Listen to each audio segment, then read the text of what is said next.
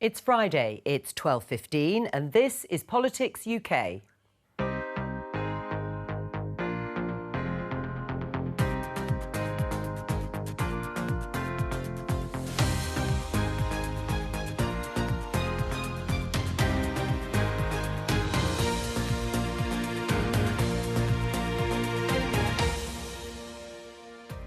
Welcome to your weekly roundup of political and parliamentary highlights from across the UK.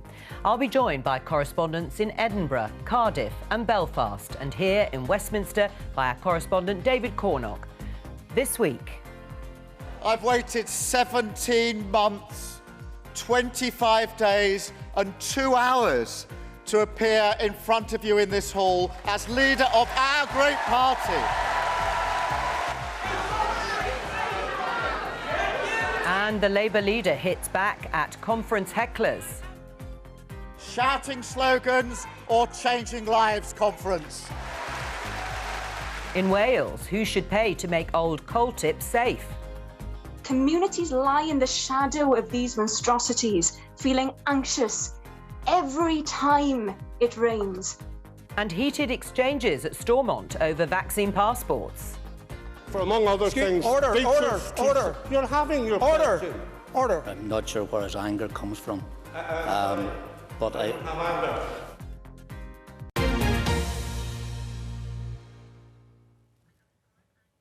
Welcome. Well, let's start with Keir Starmer, the Labour leader's speech. It was the first time, David, that he was actually facing in person a full hall of delegates and the party faithful. And he put a lot of stock by that it would make quite a big difference. What did you make of it? He did indeed. They say you get one chance to make a first impression, and Keir Starmer, frustratingly for him, has had to wait nearly 18 months, really, to introduce himself to the world of voters beyond Westminster. Now, it was a very personal speech. There was a lot on his family background. He hopes that voters, when they look at him, won't see Sir Keir Starmer QC, the hotshot lawyer. They'll see the son of a nurse, the son of a tool maker. There were some policies too, particularly on mental health in England, schools in England. But I think the key message really was a break with the Corbynite past, moving on from Jeremy Corbyn's leadership. Now, he didn't mention Jeremy Corbyn by name. That would have been a hostage to fortune. It was clear, wasn't it, who he was talking about? It was very clear. And what he said really was he wanted to appeal directly to people who deserted Labour under Jeremy Corbyn's leadership.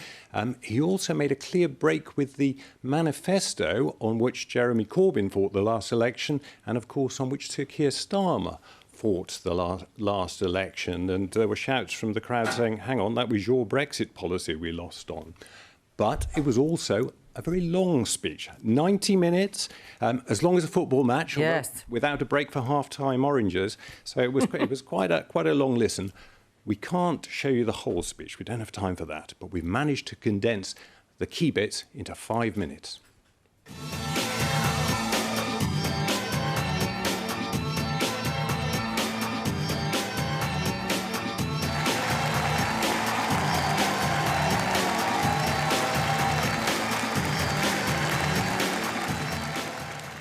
This is our first full conference since the 2019 general election, in which we suffered our worst defeat since 1935. To the voters that thought we were unpatriotic or irresponsible, or that we looked down on them, I say these simple but powerful words. We will never, under my leadership, go into an election with a manifesto that is not a serious plan for government.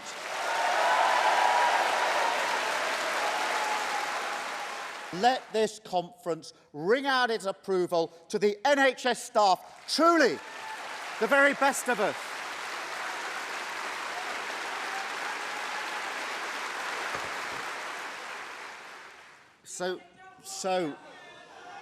So, you see,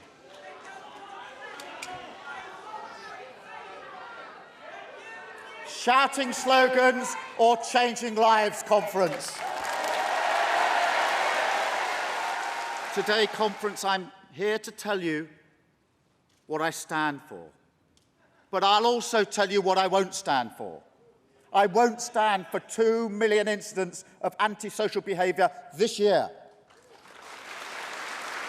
I won't stand for record levels of knife crime that we have in this country today. And I won't stand for 9 out of 10 crimes going unsolved.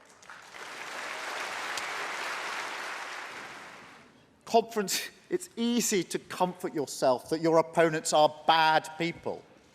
I don't think Boris Johnson is a bad man. I think he's a trivial man. I think he's a showman.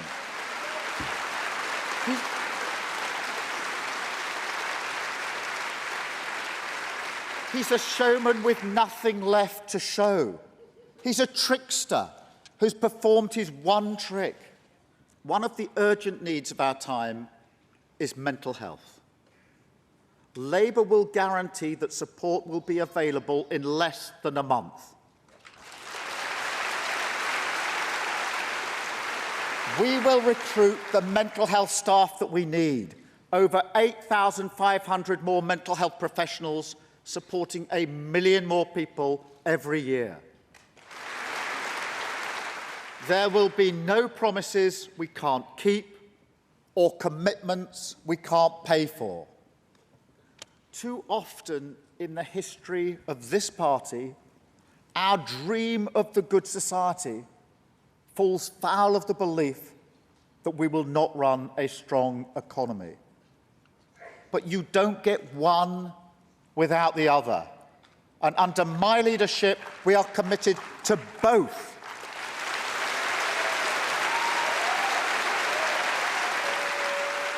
And I can promise you now, under my leadership, Labour will be back in business. In this conference hall, we are patriots.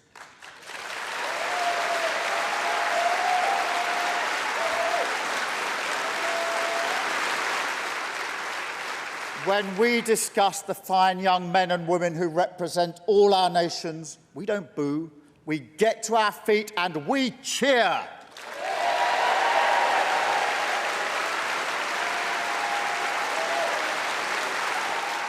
Our military put themselves in harm's way to protect our security. I am proud of them.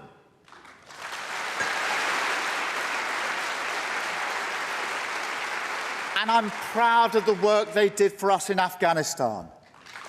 Thank you. In a few short years from now, I want to be here with you, talking about the difference we're making, the problems we're fixing as a Labour government.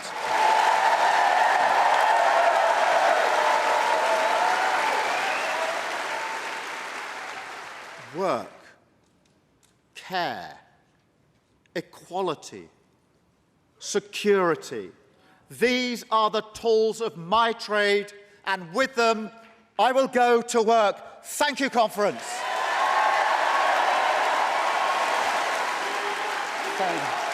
So, David, that was a pretty good flavour of the speech. As you say, it was quite long because of the cheering and some of the heckling too. Now, the leadership, we were told, were expecting that from the audience and also had prepared for it to a certain extent. But what was sort of the source of the heckling from the crowd? You're so prepared, in fact, that Keir Starmer had 8 spontaneous put-downs ready to give, should he be heckled by the audience. You heard complaints about the minimum wage, about Brexit. There were also some red cards, people unhappy with the direction in which Keir Starmer is taking the party. And now he will hope that the voters there see a leader in charge of his party prepared to take on the left, rather than some voters saying, well, this is a party still arguing among itself. Now, there were arguments earlier about Labour Party rules. Keir Starmer had to compromise, but he's more or less got what he wanted, in that it would be harder for someone like Jeremy Corbyn to get on a leadership ballot in future leadership elections. Also harder for Labour MPs to be deselected in the run-up to general elections. The biggest policy disagreement of the week, well, that was over the minimum wage. Andy MacDonald walked out of the shadow cabinet. He said he'd been asked to argue against demands for a substantial hike in the minimum wage to £15 an hour. And I think Keir Starmer could live with that. What was harder was that in his resignation letter, he said that Labour was more divided than ever under Keir Starmer's leadership after 18 months of it. Also accused him of abandoning his promises to the low paid. Now, Keir Starmer's response to all that was quite interesting. He said, well, winning elections is more important than party unity. So you sort of know where he's coming from on that. But on that key issue of the minimum wage, really, there was very strong support among unions and among delegates for an increase to £15 an hour. Since March 2020, it hasn't been our politicians and CEOs who've been leading this country. At a time of crisis, we turn to our shop staff, our cleaners and our NHS heroes. If this pandemic has taught us anything, it's that whilst we may not rule the world, it is the working class who run it. We can't afford for our pay and conditions to worsen, and we should not be expected to pay for this pandemic. It's imperative that we have a £15 minimum wage, a 4-day working week, and an end to shameful practices such as fire and rehire, and that's just for starters. Times are tough for trade unions at the moment, and greedy, callous capitalist employers are laughing in our faces as our ability to organise is diminished. We have to beat them at their own ruthless game. Do not let them take an inch and hold them accountable at every step. These horrible bosses are getting away without going through proper formal consultation processes, and as a party, we should be leading by example and never again failing to consult with our affiliated trade unions ahead of shambolic rule changes that we saw here on Sunday. I refer to my earlier point, times are tough, but comrades, so are we. Solidarity. Composite 4, end fire and rehire of workers' rights. All those in favour? And all those against? That one's carried. So the vote went through in the hall after that very rousing speech. What does that actually mean? Well, historically, Labour conferences, we're told, have actually decided party policy, but that's all a bit 20th century now. Labour leaders since Tony Blair, possibly before him, have been ignoring conference votes. In the end on this, the leadership effectively decided it was more trouble than it's worth to oppose, so they gave no direction as to how delegates should vote. They will effectively ignore the vote and stick with their party policy, which has only really been confirmed a few days earlier, which is to stick with an increase to £10 an hour of the minimum wage. At the moment, it's £8.91 if you're over 23. And as you say, that was a key issue, and it sort of emerged out of that shadow cabinet resignation halfway through, rather dramatically, Labour's conference. But actually, earlier on, when I first arrived, there was quite a lot of controversy at the start of the conference about some language used by the deputy leader, Angela Rayner. Yes, this was away from the conference hall, but Angela Rayner managed to make her own headlines, really, with her description of Boris Johnson as a homophobic, racist, misogynistic scum. Now, these were comments she made at a reception, slightly different choice of words from what Keir Starmer said in his speech about Boris Johnson, and she doubled down on it. She refused to apologise, and in the end, that row even overshadowed her own speech to the conference. And it was an important speech. It was a big speech. There was a lot of meat in there. In it on employment rights, for example, flexible working from day one guaranteed, a right to switch off so you don't need to answer your emails out of hours, you know, popular with some workers. Anyway, here's an extract from Angela Rayner's second most interesting speech of the week. As your Deputy Prime Minister, I will go into government with our first Green Paper already prepared, and within the first 100 days of coming into office, we will sign into law the New Deal for working people. And conference, I absolutely believe that these policies will transform our country and the lives of its people. And what a contrast to a government that is taking £1,400 out of the pockets of a nurse Over £2 billion that they're giving to taxpayers' money has been dished out to their Tory donors and mates and ministers. There's only one rule with this cabinet, and that is that there's one rule for them and one rule for all of us. Like the Foreign Secretary, cancelling leave for our troops and then trooping off to the beach. One rule for them, another rule for us. The Prime Minister who got pinged and tried to go to work anyway. One rule for them, another rule for us. David, we'll come back to you in a few minutes' time. But let's talk to our correspondent, Andrew Keir. He's in the Scottish Parliament. It's been another week of big arguments over vaccine passports, Andrew.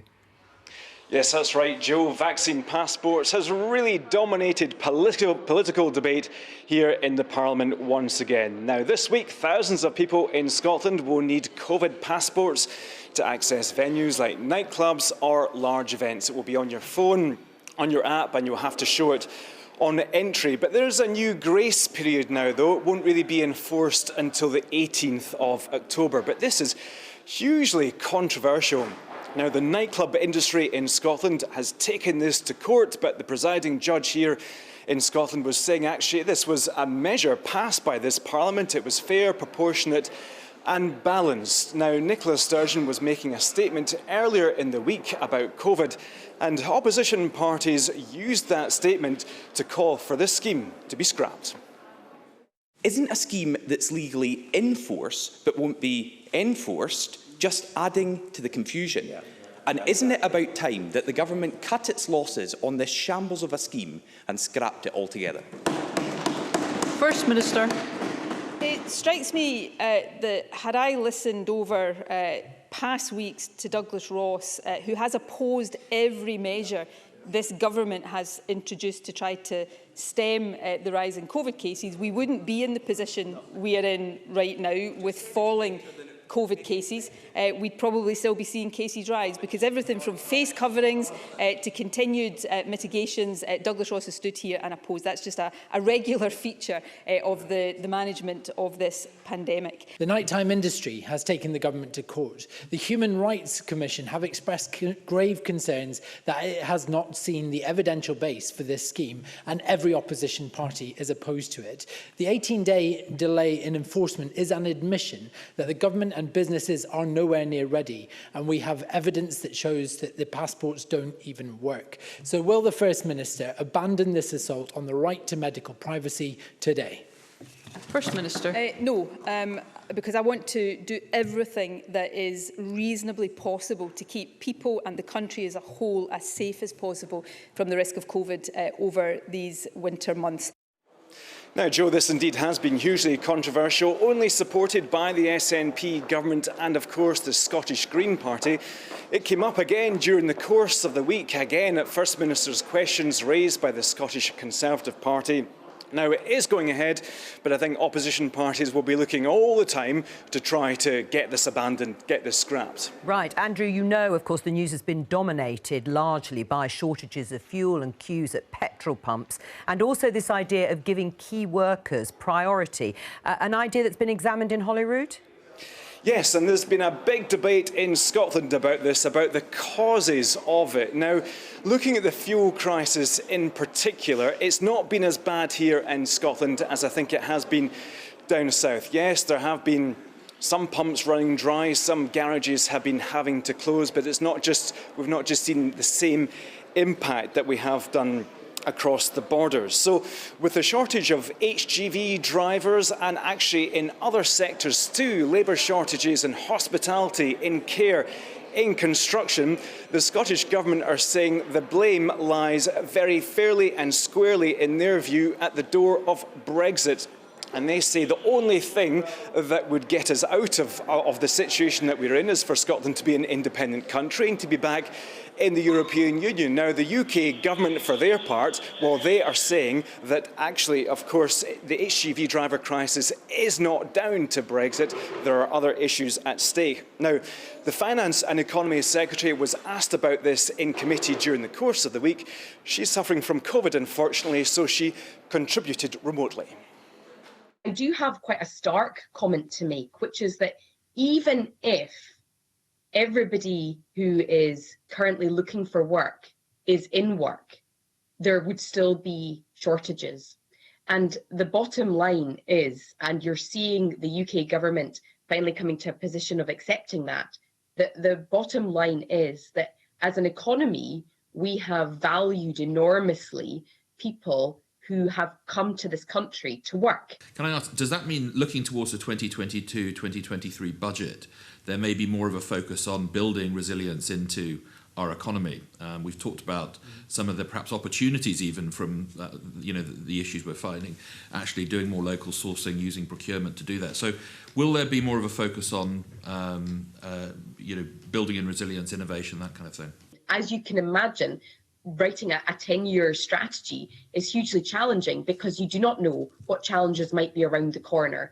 We certainly did not foresee the pandemic, and I don't think some of the challenges that we're currently facing were seen by the UK government. So building in that sense of resilience is important. But at the end of the day, I also recognise that we are exposed to forces out with the Scottish Government's control. And I've already referenced the point around labour shortages, that I think urgent action needs to be taken because this problem could be resolved. Of course, looking at this, Joe, perhaps our more multi-layered explanation could be there with Brexit, with the pandemic and other existing labour problems that we had been seeing. But of course, this issue again was raised during the course of the week at Holyrood, bringing in those key issues: Brexit, the Union and independence. Right, well, let's talk about First Minister's questions this week, because Labour were focusing on the cost of living. Yes, that's right, Joe. Yet another crisis that people, of course, are having to face. Many are worried about rising energy bills, of course, and furlough is ending too. So, at First Minister's questions, the Scottish Labour leader, Sarwar, was bringing up this issue. He was putting to Nicola Sturgeon that she could do more to use the powers of this Parliament to help people just that little bit extra. Today, furlough comes to an end, a lifeline for so many. Next week, universal credit will be cut for millions of people across the country. I'm sure on that the First Minister and I agree that that is a shameful mistake by the Tory government. And tomorrow the energy cap will rise by £139, meaning that many will face the choice between eating and heating this winter. Even before this cost of living crisis, this was an unacceptable choice facing too many people in our country, particularly our elderly. Can the First Minister tell the Chamber right now how many people in Scotland are living in fuel poverty and how many of them are pensioners? First Minister. Far too many, with apologies to Sarwar, I don't have the precise figures in front of me right now, but I know that it is too many. Of course, this government is taking action to try to help people on the lowest incomes with the cost of living crisis, because I absolutely agree that is what we are facing. So, for example, by the end of October, we will make a £130 support payment for every household to receive council tax reduction. That's an investment of up to £65 million. It will benefit over 500,000 households. Of course, we have introduced the child payment, which is also intended to help those living in poverty. I suspect Sarwar's next question is going to be to ask me for us to make additional payments to people living in fuel poverty. And I would say this: I think we can hopefully agree between us that if this government had the wherewithal to do that, we would do that, because we all want to help those on the lowest incomes. Now, Joe, the answer that Sarwar gave was that 613,000 Scots are living in fuel poverty at the moment. Now, Nicola Sturgeon was saying that the Parliament couldn't impact the full force of UK government policies, as she put it, but Sarwar said that more indeed could be done. Now, Joe, finally, of course, this weekend we will have a special visitor to this Parliament. The Queen will be here to open the 6th session of the Scottish Parliament. It will be her 10th visit to the institution, so the Queen will come into the chamber and she will address MSPs.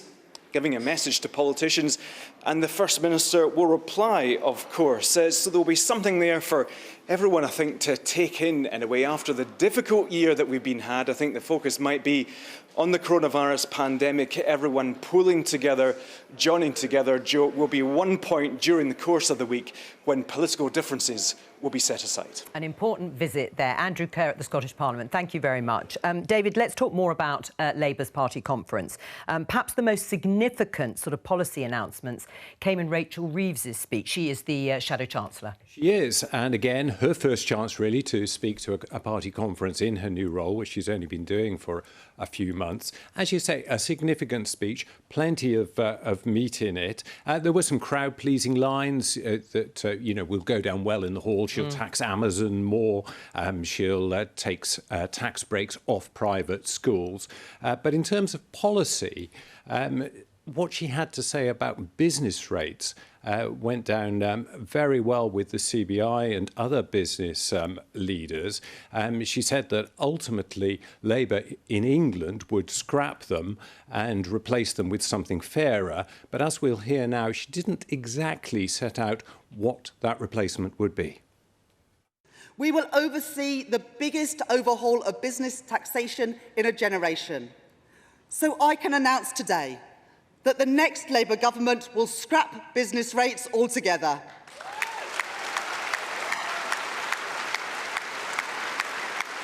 And here is our guarantee. The system that will replace it will incentivise investment, promote entrepreneurship, reward businesses that move into empty premises, and no public service or local authority will lose out from those changes. But most of all, it will make our system of business taxation fair for the 21st century. So let me tell you today what I would do as your Chancellor. I will invest in good jobs in the green industries of the future. Gigafactories to build batteries for electric vehicles, a thriving hydrogen industry, offshore wind with turbines actually made in Britain, planting trees and building flood defences, keeping homes warm and getting energy bills down. Good new jobs in communities throughout Britain. In other words, protecting and strengthening our everyday economy.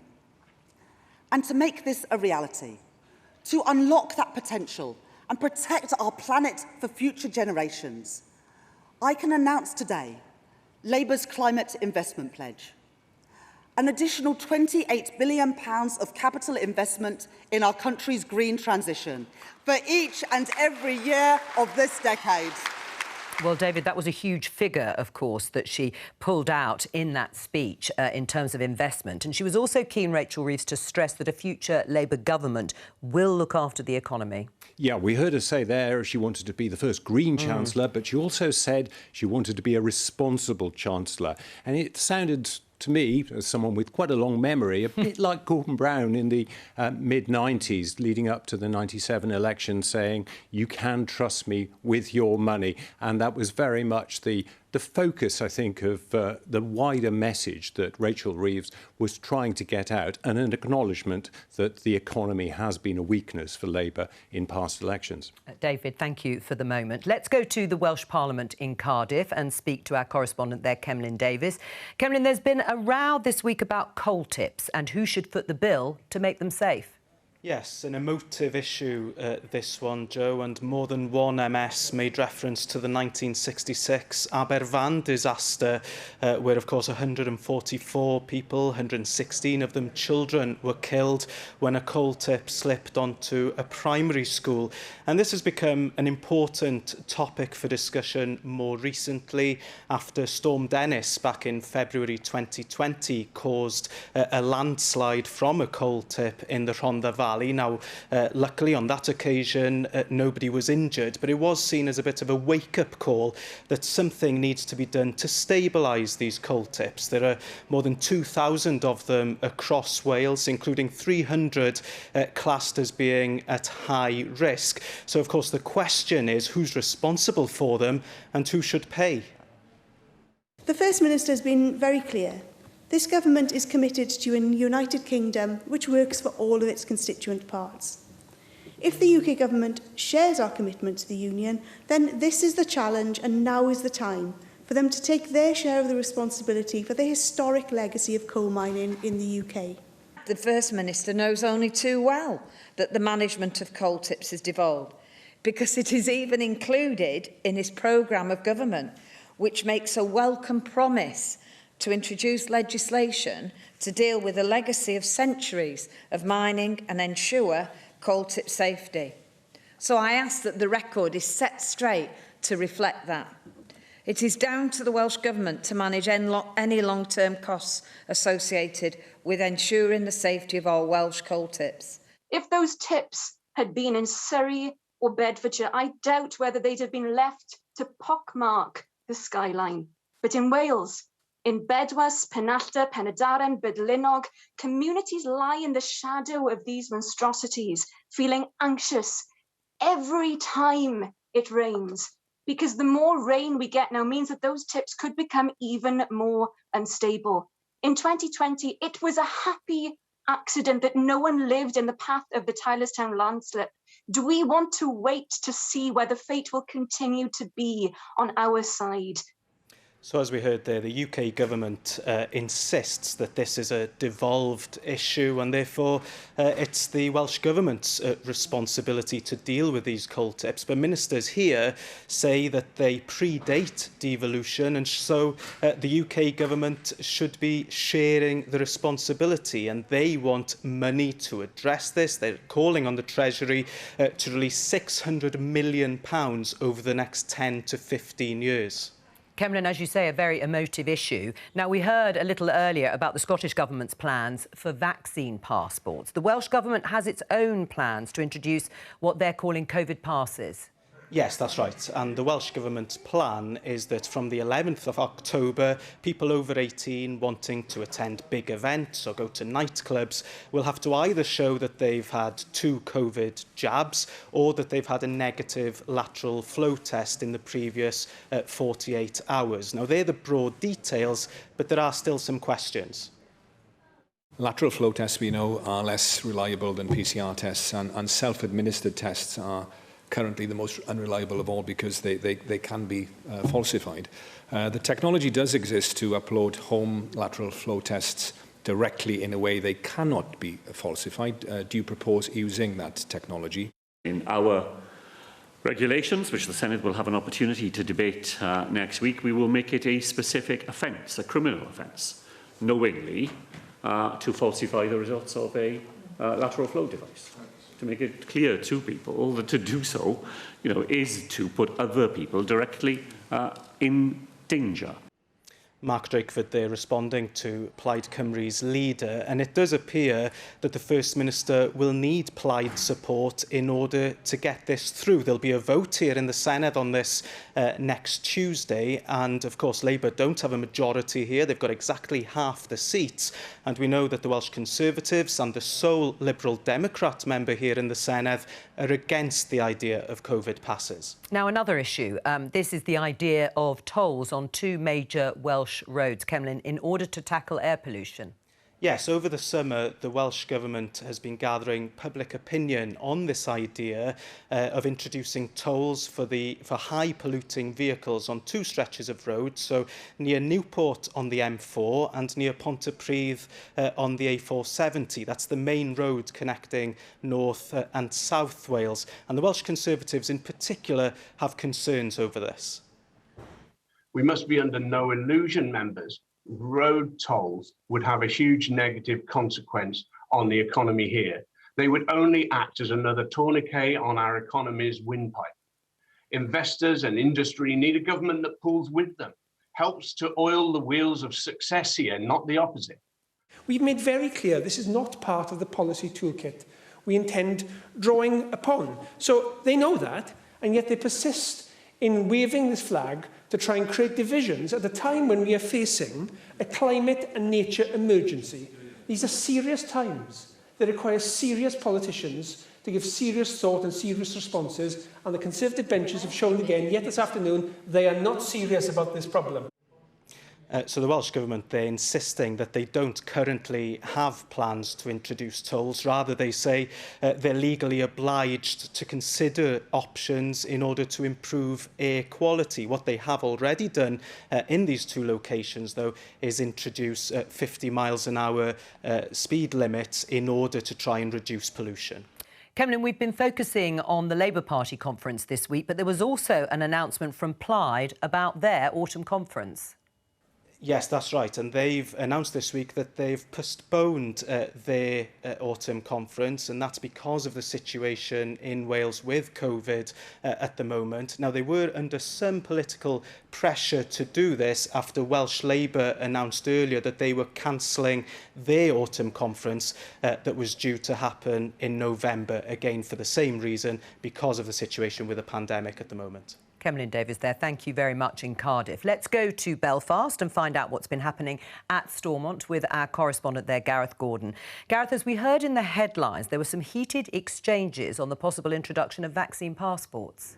Indeed, that subject again.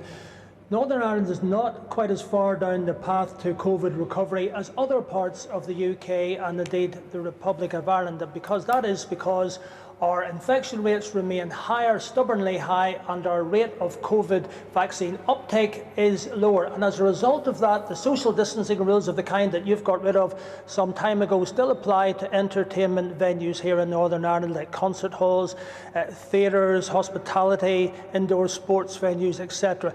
And that limits the number of people who can attend events. And as a result, the promoters say they cannot afford to put these events on, and a lot have been cancelled. Now, there was a proposal brought to the executive this week to do away with those social distancing rules as long as other mitigations were brought in, including that subject again, COVID passports, although this was a voluntary scheme, not a mandatory scheme. Now, one of the ministers, Nicola from the SDLP, thought a voluntary scheme was no use, so she introduced an amendment to make it mandatory, to make it law. That amendment was defeated by 7 votes to 2. The two biggest parties, the DUP and Sinn Féin, voted against, and surprisingly, some thought, so did the Ulster Unionist Health Minister, Swann. Now, the next day that led to heated exchanges when he took health questions in the Assembly. For among other things, order. You're having your question. Order. I thank the member. I'm not sure where his anger comes from. He said not only was he in favour of mandatory COVID passports, but he had suggested them to executive ministers in a letter as long ago as the 22nd of April. And he was very frustrated that nothing had been done, he said. So when this voluntary proposal for mandatory for vaccine passports was made on Monday night, he voted for it because it was better than nothing, he said. And to bring in a mandatory scheme, or to vote for a mandatory scheme when no preparation work had been done, would simply heap ridicule upon the executive. Here's a little bit of what he had to say. I've been clear since 22nd of April, where I actually asked the executive colleagues to bring forward a proposal so that if we ever should need to utilise a COVID domestic certification system, that we would have one in place. We are still waiting on that conversation, that discussion to be had at the executive level. But I'll also say I welcome those parties who have joined me in the last week and actually seeking to develop a COVID certification scheme, so that should we need it here in Northern Ireland, we have one ready. So that's Swann, the Health Minister. He's already put £10 million aside to pay for such a scheme, and you can bet it will be back round the executive table very, very soon. Gareth, can you tell us about a case that the Assembly has been looking at that goes back to the Troubles from the early 90s? Yes, the former DUP Economy Minister, Diane Dodds, highlighted this week what she said was the sustained failure of successive governments in the Republic of Ireland to investigate allegations of collusion by the state police force, the Gardaí, who she was alleged were helping the IRA. Now, she highlighted one particular case, the case of Ian Sproul, a 23-year-old Protestant man from County Tyrone, who was shot dead by the IRA outside his home in 1991. And Diane Dodds alleged there was collusion in that murder from police in County Donegal just across the border. The Republic of Ireland was no spectator in the Troubles. Just look at the stories to emerge last week. EU funding for Dublin in exchange for an end to IRA terrorism in Germany. Let's look at another area, extradition. Between 1973 and 1997, a total of 113 extradition requests were made to the Republic of Ireland on terrorist-related offences. Only 8 people were ever extradited. These included charges of murdering RUC officers, planting incendiary devices and attempted murder. In effect, a safe haven for terror. Mr. Speaker, we charge the Irish Government with the same principles that we put to the British Government in ensuring that the fullest account and the fullest truth and the fullest access to justice has to be the right of any bereaved family and victim in terms of how the past is dealt with. I think those principles apply regardless of whether it's the Irish Government or the British Government. But let's face it, in terms of collusion, the British Government would win the gold star because it was state-sponsored. It probably, in relation to the murder of Pat Finucane, many people goes the whole way to Downing Street. And what that illustrates once again is that whatever we're discussing here in Northern Ireland in the present, the past is never far away. Indeed. Legislation in Stormont looking at the regulation of gambling in Northern Ireland. Gareth, tell us about that. Well, that is something called the Betting, Gaming, Lotteries and Amusements Bill, should I say. Now, that is the first significant attempt to change Northern Ireland's outdated gambling laws in 35 years. Now, Northern Ireland has a serious gambling problem, as do many other places. Quite a few politicians believe this bill does not go far enough, and we heard first-hand evidence from one MLA in the Stormont chamber this week, one MLA who himself is battling an online gambling addiction. I should declare at the outset, even though it's no secret, that I am a recovering gambling addict and have suffered at the hands of this very serious illness, an illness that unfortunately affects too many individuals and families across this society. And as with anyone who suffers from any addiction, they will know there are many times when it is impossible to believe that there is a way out. So when I say I'm glad to stand today and speak to this important legislation, I can assure you that I really mean it. Across this House today, I've heard many affirmations of recognition of the deep, deep harm being caused with problem gambling. And the fundamental question I have is, how then does this bill match up to that? Or in the words of Mr. Catney, is it just words and no action? And sadly, that seems to be largely the category into which it falls. Thank you to Gareth there at Stormont. David, we're going to have one last look at the Labour Party conference. Even some senior Labour politicians don't get the chance to give a speech from the main hall, including Andy Burnham, the Mayor of Greater Manchester. Yeah, Andy Burnham seen by his supporters as Labour's prince across the water, perhaps a future Labour leader. But when it comes to the conference hall, the Mayor of London, Sadiq Khan, gets a speaking slot. Andy Burnham is reduced to a comfy chair at a fireside chat with other mayors. But that didn't stop him getting his message across. Here's a flavour of what he had to say. Between us, we are giving the north of England a louder political voice than it's ever had before. And it's only going to get louder. Whitehall doesn't like it when we answer back to them, does it? But they're going to have to get used to it because the north is getting organised, it's getting stronger. And, you know, we're on a mission, all of us, to hold the government to account for what they've said they're going to do to level up the country. Manchester Mayor Andy Burnham. I'm heading there, of course, shortly. Thank you to you, David, for joining me. I'll be back on Monday at 12:15 with Politics Live from the Conservative Party conference in Manchester. And Politics UK will bring you all the highlights from that conference here on BBC Two next Friday. Do join me then.